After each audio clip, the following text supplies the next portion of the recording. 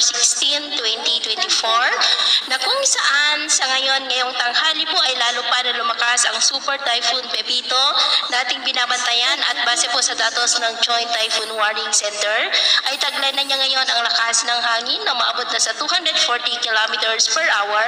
habang nasa layo na lamang ng 142 kilometer east ng Laowang sa may Northern Samar na patuloy pa rin ang pagkilos pa-north-westward sa bilis po na 25 kilometers per hour. At mamayang gabi po on or before 9 p.m. ay tatama na po yan sa may Catanduanes bilang napakalakas na bagyo o monster typhoon. Kaya maging alerto po tayo lalo na dyan sa may Eastern Visayas at Bicol region hanggang bukas dahil po sa sobrang lakas ng bagyo. At mamayang gabi around 8 p.m. ay patuloy pa rin na mananalasa dyan sa may Bicol region lalo na po dyan sa may Camarines provinces habang patuloy na binabaybay ang karagatan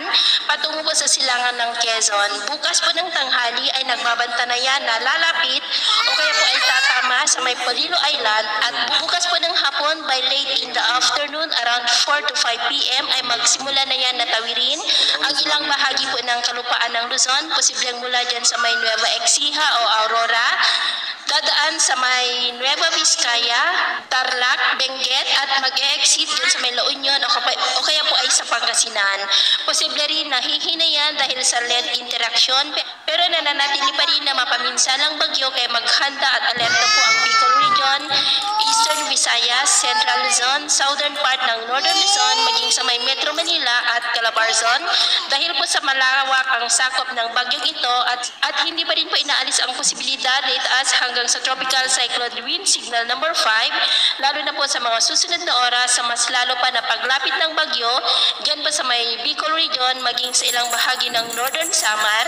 kaya maghanda po tayo at posible nang itaas ang tropical cyclone wind signal number 4 sa ilang bahagi ng Catanduanes, ilang bahagi ng Albay, Sorsogon at ilang bahagi po ng Camarines Sur. Ngayon po ay nasa tropical cyclone wind signal number 3 ang Catanduanes, eastern portion ng Albay sa may Rapu-Rapu, Bakakay, Santo Domingo, City of Tabaco, Malilipot, Tiwi, Malinaw, maging po sa eastern portion ng Camarines Sur, Sakbay, Karamuan, Presentacion, San Jose, Gartiturena, Lagonoy, Sagnay, Tigaon, Goa, Tinambak, Siruma, maging po sa easternmost portion ng Sorsogon sa may Prieto Diaz at may signal number 3 rin sa may Visayas sa eastern portion ng Northern Samar sa may Palapag, Laowang, Mapanas, Gamay, Lapinig, Katubig, Pambuhan, maging po sa northernmost portion ng Eastern Samar sa may San Policarpio,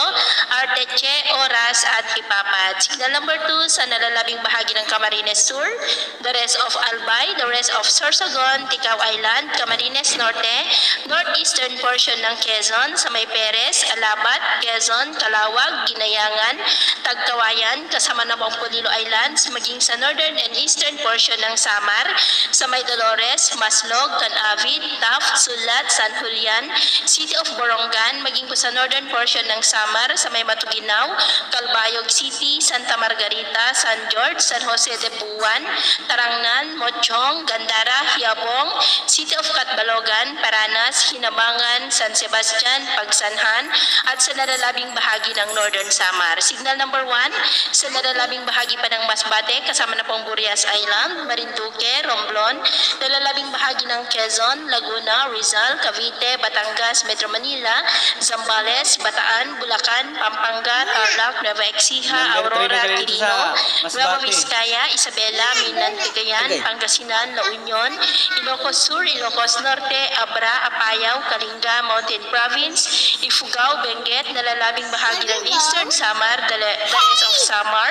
Biliran, maging po sa northern and central portions ng Leyte, sa may Tunga, Pastrana, San Miguel, Matagop, Tolosa, Palo, Kalubian, Leyte, Mayorga, Hulita, Carigara, Babatngon, Dagami, Charo, San Isidro, Santa Fe, Albuera, Villaba, La Paz, Palompon, MacArthur, Tabon-Tabon, Tanawan, Merida, Ormoc City, Isabela, Dulag, Kapuokan, Alagangang, Buruen, Tabango, Tacloban City, Cananga, Burago, Abuyog, Javier, City of Baybay, Mahapyag, maging po sa northeastern portion ng Southern Leyte sa may Silago, maging po sa northernmost portion ng Cebu sa may Daan Bantayan, Madeline, kasama na po ang Bantayan Islands, at maging po sa northernmost portion ng Iloilo sa may Carles, at meron din pong wind signal number 1 sa may Mindanao, dyan po sa northern portion ng Dinagat Islands, sa may Loreto at Tubahon. At sa atin naman pong mabaybayin dahil kay Bagyong Pepito ay bawal po muna ang papalaot sa seaboard ng Eastern Samar, Eastern Seaboard ng Catanduanes, Albay, Sorsogon, Southern Seaboard ng Northern Samar, maging po sa Camarines Sur Seaboard, or dahil ang mga alon dyan ay posible po na aabot hanggang po sa 5 to 8 meters height. At maalon din sa mga baybayin ng Dinagat Islands, Surigao del Sur, Siargao Islands, Batanes Seaboard, Sisingangang baybayin ng Northern Luzon at Silangang baybayin po ng Central Luzon dahil ang mga alon dyan ay posible po na aabot hanggang sa 3 to 4 meters height. Kaya hanggat maaari ay iwasan na muna natin ang papalaot dyan sa mga may kulay pula para mas makaiwas sa mga sakot.